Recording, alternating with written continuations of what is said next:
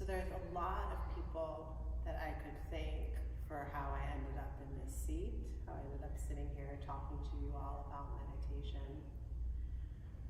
But it starts with Monty Ezrati, who passed away just a few days ago, suddenly.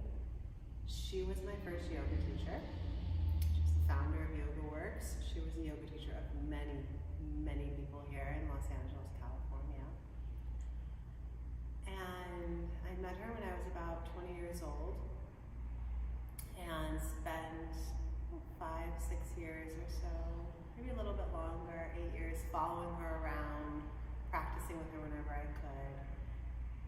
And she taught me how to meditate, and she encouraged me to go on a meditation retreat. And I'm a very good student. I know how to be a good student. That's like an identity I'm very comfortable with. And so she told me to go on a meditation retreat, and she told me to go to Spirit Rock, and so that's what I did. I had not meditated for more than maybe like 10 minutes at the end of the yoga class. And I showed up at Spirit Rock Meditation Center in Woodacre, California for a 5-night silent meditation retreat, thinking that I could like just sit on the floor in a half lotus position for 5 days. I mean, this was a total disaster. A total disaster. I had no idea what I was doing.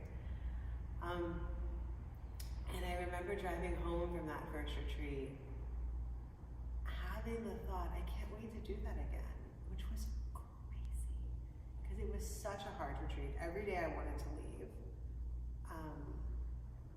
No clue as to what I was doing. It was a total mess.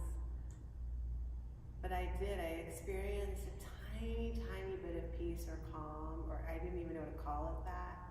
Some type of stillness and some type of patience. There was a patience that was given to me by my teachers that I met with when I was there. A kindness and a patience that they offered me that I had never experienced from anyone before.